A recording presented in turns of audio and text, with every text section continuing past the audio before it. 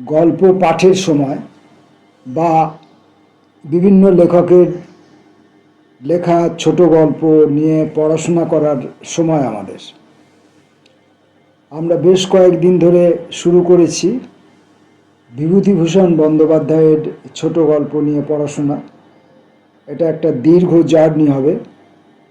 অনেক ছোট গল্প আমরা বিভূতিভূষণের ছোট গল্প আমরা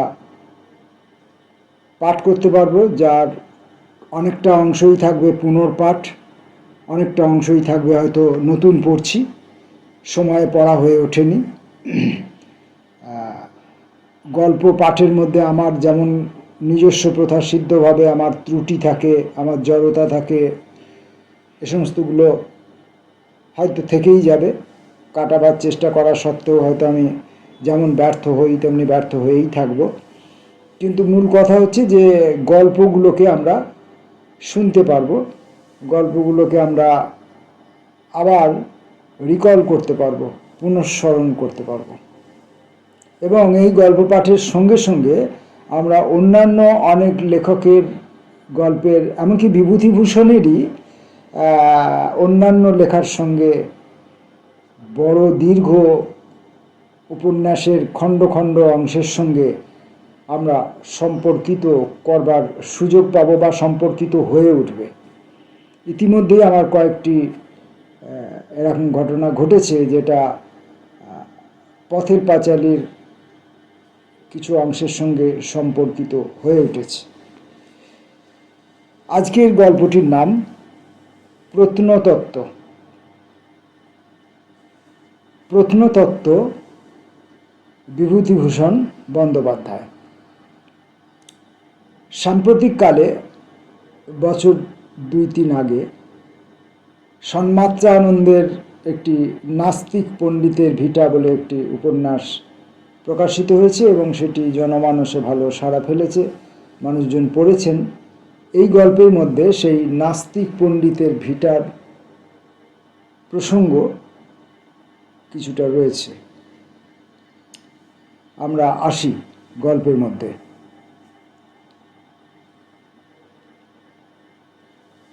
আমি এক গল্প আমার বন্ধু সুকুমার বাবুর মুখে শুনেছি। ইতিহাস ও প্রত্নতত্ত্ব বিষয়ে যাঁরা কিছু আলোচনা করেছেন তাদের সকলেরই কাছে ডাক্তার সুকুমার সেনের নাম সুপরিচিত। ডাক্তার সেন অনেকদিন গভর্নমেন্টের প্রত্নতত্ত্ব বিভাগে দক্ষতার সঙ্গে কাজ করেছেন। পাটনা এক্সকাভেশনের সময় তিনি স্পুনার সাহেবের প্রধান সহকারী ছিলেন। মধ্যে দিন কতক তিনি ইন্ডিয়ান মিউজিয়ামের প্রত্নতত্ত্ব বিভাগের কিউরেটর ছিলেন। বৌদ্ধ আইকনোগ্রাফিতেও তিনি সুপণ্ডিত। প্রাক গুপ্ত যুগের মূর্তিশিল্প ও ভারতীয় মূর্তিশিল্পের ক্রমবিকাশ নামক তার প্রসিদ্ধ বই দুখানা ছাড়া এশিয়াটিক সোসাইটির পত্রে ও বহু দেশি সাময়িক পত্রিকায় এ বিষয়ে তিনি বহু প্রবন্ধ লিখেছেন। বিভূতিভূষণের গল্প পাঠের সময় এটা একটা ভিন্ন অভিজ্ঞতা হয় যে গল্পের সম্পূর্ণ অংশটাই নিছক গল্প থাকে না। গল্পের মধ্য দিয়ে আমরা অনেক ইনফরমেশন পাই, অনেক খানিকটা প্রবন্ধ টাইপের সরস ভঙ্গিতে খানিকটা প্রবন্ধ টাইপের উপস্থাপনাও থাকে, যেখান থেকে আমরা কিছু ইতিহাস সম্পর্কে, কিছু বাস্তবতা সম্পর্কে আমরা কিছুটা তথ্য পেয়ে থাকি। তার পড়বার ঘরটায় নানা স্থানের ভাঙা পুরানো ইট, ভাঙা কাঠের তক্তি বসানো তুলট কাগজ ও তালপাতার পুঁথির স্তূপ এবং কালো পাথরের তৈরি দেবদেবীর মূর্তির ভিড়ে পা দেওয়ার স্থান ছিল না। এই সব মূর্তির শ্রেণী বিভাগ করতে তিনি অত্যন্ত পরিশ্রম করতেন। কোনো নতুন আনা মূর্তি পেলে তিনি বেশ ভালো করে দেখতেন, পুঁথি মেলাতেন, তারপর টিকিট আঁটতেন। বৌদ্ধ মূর্তি তারা। দিন কতক পরে এ বর্ণনা তার মনোপুত হতো না। তিনি আপন মনে বলতেন, ওটা ললিতক্ষেপ পোজ হলো যে, তারা কি করে হবে। তারপর আবার লেন্স হাতে মূর্তিটার এপিট ওপিট ভালো করে দেখতেন, মূর্তিটার যে হাত ভাঙা সেটার দিকে চেয়ে বলতেন, এ হাতটায় নিশ্চয় পদ্ম ছিল। মানে বেশ বোঝা যাচ্ছে কি না। তারপর আবার পুরানো টিকিটের ওপর নতুন টিকিট আঁটতেন। বৌদ্ধ মূর্তি, জম্ভলা। এ ব্যাপার দেখে আমার হাসি পেত। আমার চেয়েও বিজ্ঞ লোকে ঘাড় নেড়ে বলতো, হ্যাঁ, ওসব চালাকিবাজি রে বাবু, চালাকিবাজি। নইলে কোথাকার পাটলিপুত্র কোথায় চলে গেল। ওরা আজ খোঁড়া ইট পাথর সাজিয়ে হুবহু বলে দিলেন, এটা অশোকের নাট মন্দিরের গোড়া, ওটা অশোকের আস্তাবলের কোণ। দেখতে দেখতে এক প্রকাণ্ড রাজবাড়ি মাটির ভেতর থেকে গজিয়ে উঠল। চাকরি তো বজায় রাখা চাই, কিছু নয় তো রে বাবু, ওসব চাকরিবাজি। তবে এসব কথার মূল্য বড়ই কম, কারণ জ্ঞান বিজ্ঞানের সঙ্গে আমার ও এইসব বিজ্ঞ লোকের চিরদিনই ভাসুর ভাদ্র বইয়ের সম্পর্ক।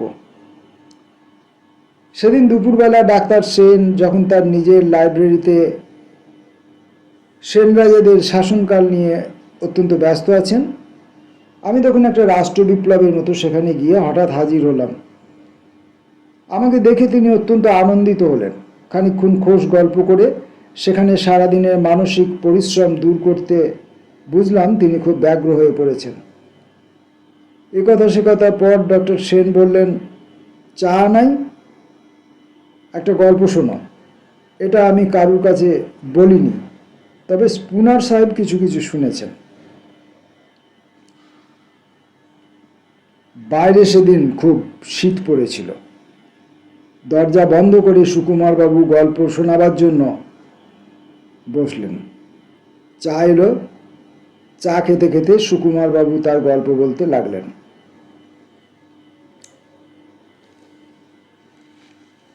বিক্রমপুরের পুরনো ভিটের কথা বোধহয় কিছু কিছু শুনে থাকবে।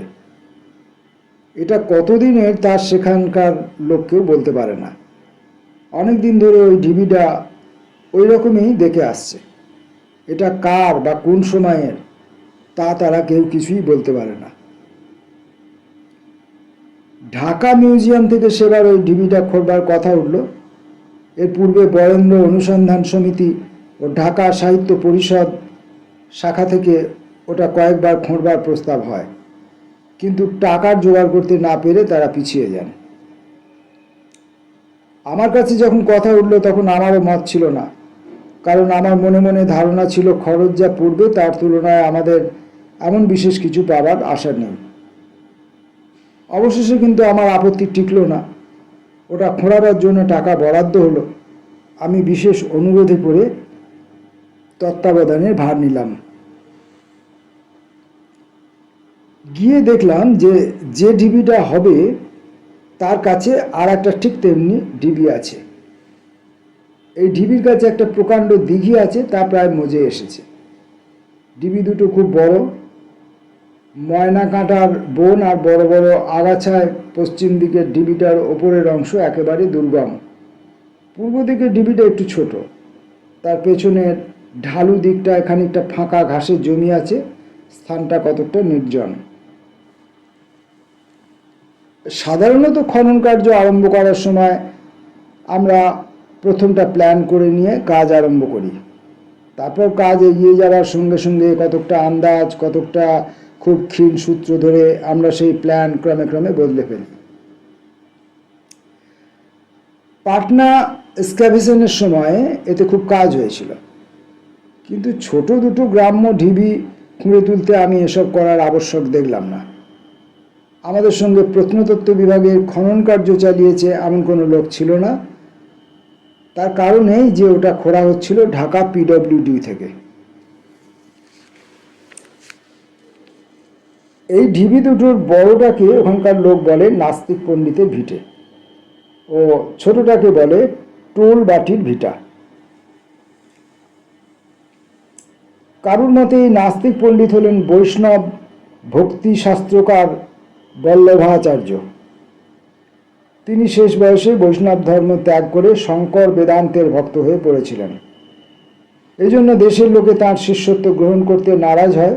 কেউ বলেন বল্লভাচার্য বিক্রমপুরের ত্রিসীমানায়ও জন্মাননি, তাদের মতে ওটা ১৬শ শতাব্দীর প্রসিদ্ধ নৈয়ায়িক শ্রীকৃষ্ণ তর্কালঙ্কারের ভিটা।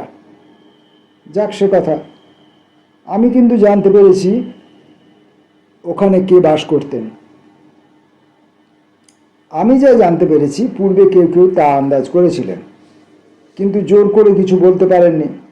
আমি জোর করে বলতে পারি, কিন্তু বলিনি। কেন বলিনি আর কেমন করে আমি তা জানলাম, সেইটাই বলবো।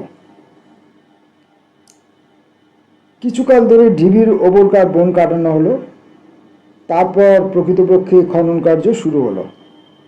আমার সঙ্গে আমার বন্ধু ঢাকা মিউজিয়ামের বাবু ছিলেন। তিনি শুধু প্রত্নতত্ত্বজ্ঞ ছিলেন না, তিনি ছিলেন তার চেয়ে বেশি প্রত্নতত্ত্বগ্রস্ত। প্রধানত তাঁরই আগ্রহে ও উৎসাহে আমরা এ কাজে হাত দিই। দিনের পর দিন ঢিবি দুটোর সামনে একটা প্রকাণ্ড ঘোড়া নিম গাছের ছায়ায় ক্যাম্প চেয়ার পেতে আমরা তীর্থের কাকের মতো বসে থাকতাম। আমার বন্ধুর চোখ মুখের ভাব ও উৎসাহ দেখে আমার মনে হতো তিনি আশা করেন খুঁড়তে খুঁড়তে একটা পুরনো আমলের রাজবাড়িটারি বা একটা তালপাতায় লেখা আস্ত বাংলা ইতিহাসের পুঁথি। অভাবপক্ষে সেই অজ্ঞাত নাস্তিক পণ্ডিতের ফসিল শরীরটাই বা মাটির মধ্য থেকে বেরিয়ে পড়ে। খুঁড়তে খুঁড়তে প্রথমে বেরুলো একটা মাটির ঘট। ওরকম গড়নের ঘট এখন আর বাংলার কোনো জায়গায় তৈরি হয় কিনা জানি না। ঘটের তলার নিচের দিক থেকে, গলার নিচের দিক থেকে তলা পর্যন্ত কার্ভটি যে দিয়েছিল, সেই গ্রাম্য কুমোরটিকে আমি শ্রদ্ধা করি। ঘরটার মধ্যে প্রায় আধ ঘরা কড়ি। হিন্দু রাজত্বে কেনা বেচার জন্য কড়ি ব্যবহার হতো তা তো জানো। কোন অতীত দিনে গৃহস্বামী ভবিষ্যৎ দুর্দিনের ভয়ে কড়িগুলো সযত্নে ঘটে ভরে মাটির মধ্যে পুঁতে রেখেছিলেন। সে ভবিষ্যৎ দিন কতদিন হলো সুদূর অতীতে মিলিয়ে গিয়েছে, সঞ্চিত অর্থের আর প্রয়োজন হয়নি। ক্রমে ক্রমে আরও অনেক জিনিস বেরোতে লাগলো। আরও মাটির অনেক ভাঙা ঘট, কলসি, একখানা মরিচা ধরা লাল রঙের তলোয়ার, একটি প্রদীপ, ভাঙা ইটের কুঁচো, এবং সকলের শেষে বেরুলো একটা কালো পাথরের দেবী মূর্তি। এই মূর্তিটিকে নিয়েই আমার গল্প। অতএব এইটাই ভালো করে বলি। দেবী মূর্তিটি পাওয়া যায় টোল বাড়ির ভিটাটায়।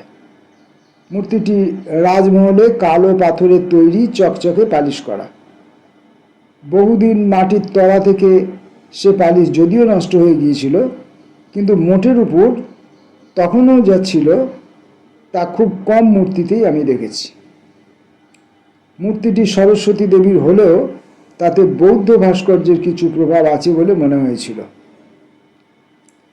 হাতে বীণা না থাকলেও দেবী না হয়ে দেবী মূর্তি হলে, দেব মূর্তি হলে তাকে মঞ্জুশ্রী মূর্তি বলে অনায়াসে ধরে নেওয়া যেতে পারত।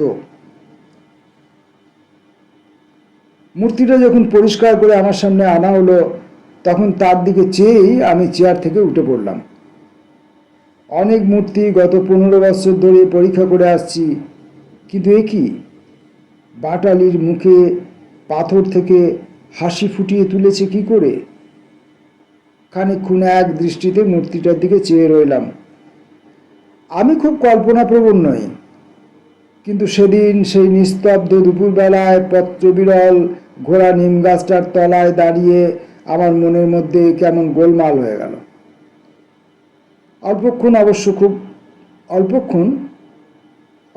খুব অল্পক্ষণের জন্যে মনের মধ্যে এক অপূর্ব ভাবে সৌন্দর্যে ঝলমল চকচকে কালো পাথরের পালিশ করার নিটোল সে দেবী মূর্তির, তার মুখের দৃঢ় রেখাগুলির, দেহের গঠনের, শিল্পভঙ্গির, হাতের আঙুলগুলির বিন্যাসে, সুন্দর ধরনের, সকলের উপর মূর্তির মুখের সেই হাসিমাখা জীবন্ত সৌন্দর্যের দিকে চেয়ে অনেকক্ষণ চুপ করে দাঁড়িয়ে রইলাম।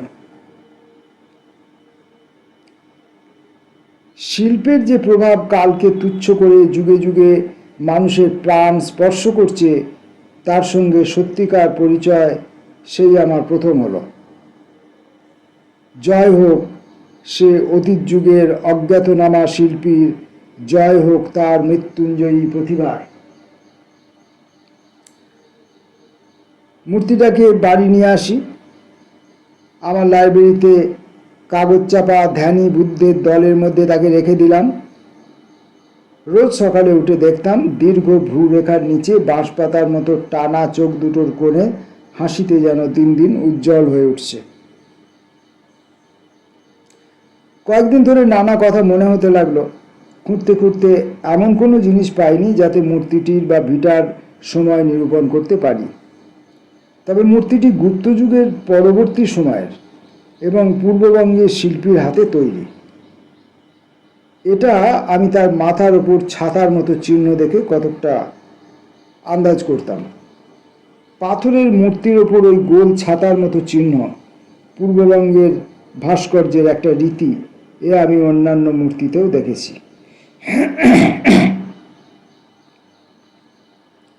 সেদিন রবিবার সন্ধ্যাবেলাটা আমার এক প্রতিবেশী বন্ধুর সঙ্গে এক বাজি দাবা খেলা। সকাল সকাল দাবা খেলে সকাল সকাল শুতে গেলাম। এইবার যে কথা বলবো সে কেবল তুমি বলেই তোমার কাছে বলছি। অপরের কাছে এ কথা বলতে আমার বাধে, কারণ তারা আমায় বিশ্বাস করবেন না। অনেক রাতে কি জানি কেন হঠাৎ ঘুম ভেঙে গেল। ঘরের মধ্যে কিসের অত্যন্ত সুগন্ধ পেলাম। পূজার মন্দিরে যেমন ধূপ ধুনো, গগ্গুল, ফুল, ঘি, চন্দন সব শুদ্ধ মিলে একটা স্নিগ্ধ সৌরভ পাওয়া যায়, এটা ঠিক সেই ভাবের। সুগন্ধটা আমার নিদ্রালস মস্তিষ্কের মধ্যে গিয়ে আমার কেমন একটা নেশায় অভিভূত করে ফেলল। রাত কটা হবে ঠিক জানি না, মাথার কাছে ঘড়িটা টিকটিক করছিল। হঠাৎ দেখলাম খাট থেকে কিছু দূরে ঘরের মেঝে কে একজন দাঁড়িয়ে, তার মস্তক মুণ্ডিত, পরনে বৌদ্ধ পুরোহিতের মতো হলদে পরিচ্ছদ, মুখের হাতের অনাবৃত অংশের রং যেন সাদা আগুনের মতো জ্বলছে। বিস্মিত হয়ে জোর করে চোখ চাইতেই সে মূর্তি কোথায় মিলিয়ে গেল। বিছানায় তাড়াতাড়ি উঠে বসলাম। ঘড়িতে দেখলাম রাত 2টো। ভালো করে চোখ মুছলাম, ঘরে কেউ নেই।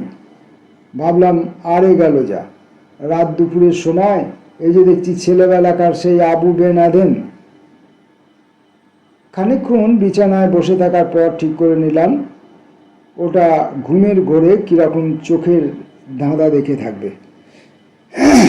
তারপর আবার শুয়ে পড়লাম। একটু পরে বেশ ঘুম এলো। কতক্ষণ পরে জানি না, আবার কি জানি কেন ঘুম ভেঙে গেল। ঘুম ভাঙবার সঙ্গে সঙ্গে আবার সে সুগন্ধটা পেলাম, আবার সেই নেশা। এবার নেশাটা যেন আমার পূর্বের চেয়েও বেশি অভিভূত করে ফেলল। তারপরে দেখি সেই মুণ্ডিত মস্তক, পীত বসন, জ্যোতির্ময় বৌদ্ধ ভিক্ষু আমার খাটের অত্যন্ত কাছে দাঁড়িয়ে আমার দিকে চেয়ে আছেন।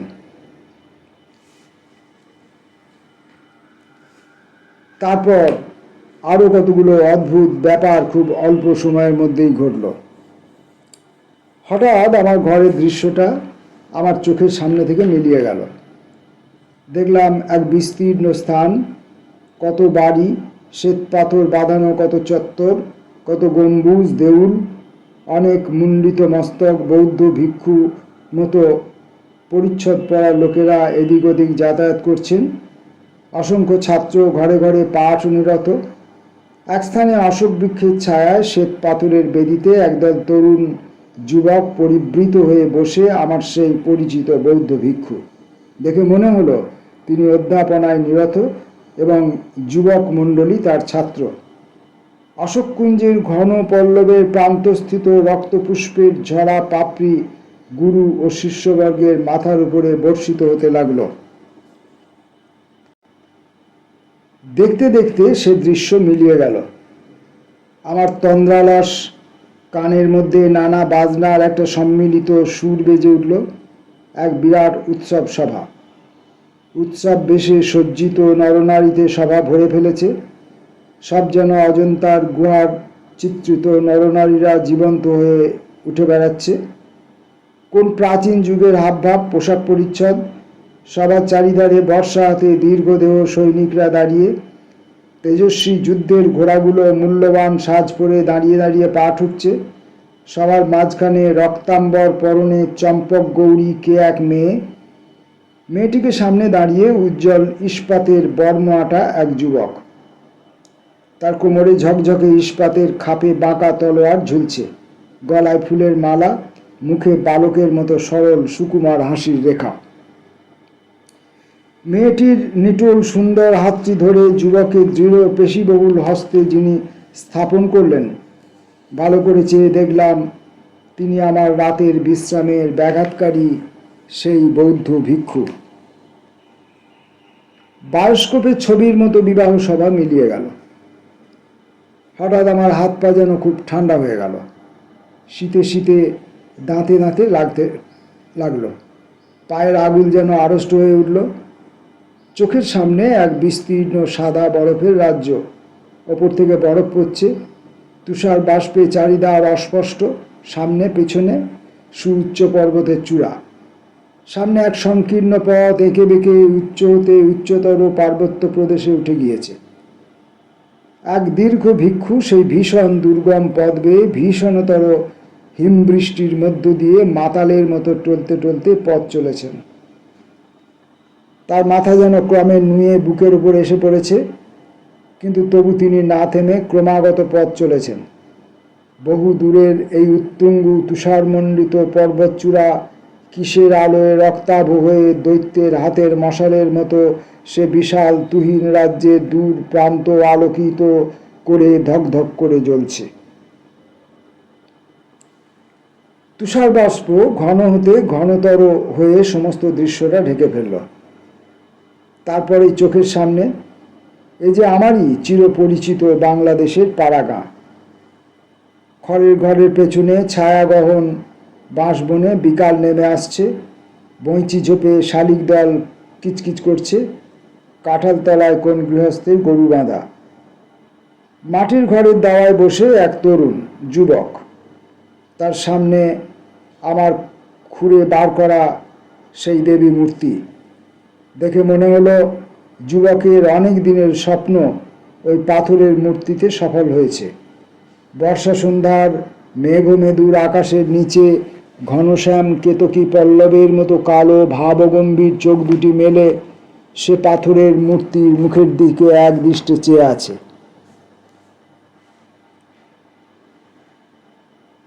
হঠাৎ সে দৃশ্যও মিলিয়ে গেল।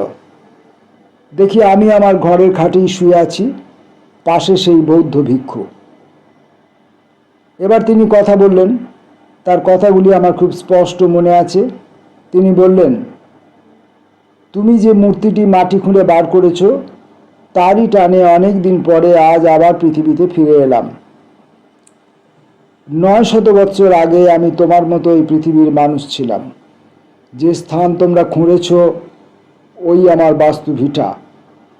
তুমি জ্ঞান চর্চায় সমস্ত জীবন যাপন করেছ, এই জন্যই তোমার কাছে আসা আমার সম্ভব হয়েছে, এবং এই জন্যই আমি অত্যন্ত আনন্দের সঙ্গে আমার জীবনের কতকগুলি প্রধান প্রধান ঘটনা তোমাকে দেখালাম। আমি দীপঙ্কর শ্রীজ্ঞান। নরপালদের সময়ে আমি নালন্দা মহাবিহারের সংঘস্থবির ছিলাম। ভগবান তথাগতের অমৃতময় বাণী আমার মন মুগ্ধ হয়েছিল। সেই জন্য দেশের হিন্দু সমাজে আমার জনপ্রিয়তা নষ্ট হয়। দেশের টোলের অধ্যাপনা ছেড়ে আমি নালন্দা যাই। বুদ্ধের নির্মল ধর্ম যখন তিব্বতে অনাচারগ্রস্ত হয়ে উঠেছিল, তখন ভগবান শাক্যশ্রীর পরে আমি তিব্বত যাই সে ধর্ম পুনরুদ্ধারের জন্য। আমার সময়কার এক গৌরবময় দিনের কথা আজও আমার স্মরণ হয়। আজ অনেক দিন পরে পৃথিবীতে বাংলায় ফিরে এসে সে কথা বেশি করে মনে পড়েছে। চেদিরাজ কর্ণ দিগ্বিজয়ে বার হয়ে দেশ জয় করতে করতে গৌড়, মগধ, বঙ্গের রাজা নরপালদের সঙ্গে যুদ্ধে হেরে গিয়ে যেদিন সন্ধি করলেন, আমি তখন নালন্দার অধ্যাপক। মনে আছে, উৎসাহে সেদিন সারা রাত্রি আমার নিদ্রা হয়নি।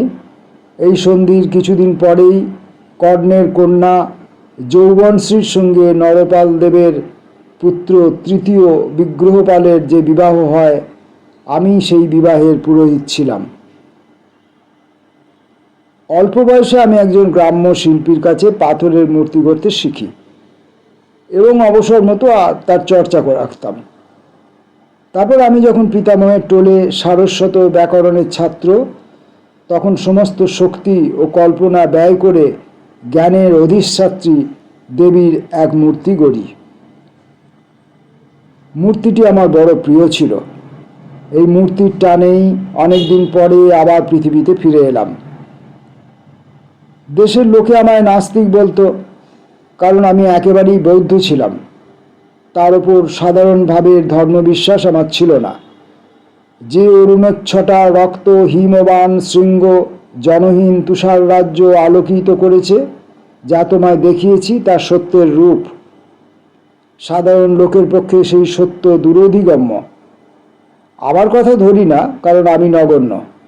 কিন্তু যে বিশাল সংগ্রাম আমাদের সময়ে সমস্ত ভারতবর্ষে জ্ঞানের আলো জ্বালিয়ে রেখেছিল, তার সমস্ত অধ্যাপকই সে উচ্চ দার্শনিক সত্যকে চিরদিন লক্ষ্য রেখে চলেছিলেন। আমিও অনেক বিপদ মাথা পেতে নিয়ে সাধ্যমতো তাঁদের পদাঙ্ক অনুসরণ করেছিলাম। যেখানে এখন আছি সেখানে সেসব যুগপূজ্য জ্ঞান তপস্বী আমার নিত্য সঙ্গী। তোমরাও অমৃতের পুত্র, সে লোক তোমাদের জন্য নির্দিষ্ট আছে। অজ্ঞানতার বিরুদ্ধে তোমাদের অভিযান জয়যুক্ত হোক। বৌদ্ধ ভিক্ষু কোথায় মিলিয়ে গেলেন? কিসের শব্দে চমক ভেঙে গিয়ে দেখি ভোর হয়েছে। বাইরের বারান্দায় চাকরের ঝাঁটার শব্দ পাওয়া যাচ্ছে। ডক্টর সেন গল্প শেষ করলেন। আমি জিজ্ঞাসা করলাম, মূর্তিটা কোথায়? ডক্টর সেন বললেন, ঢাকা মিউজিয়ামে।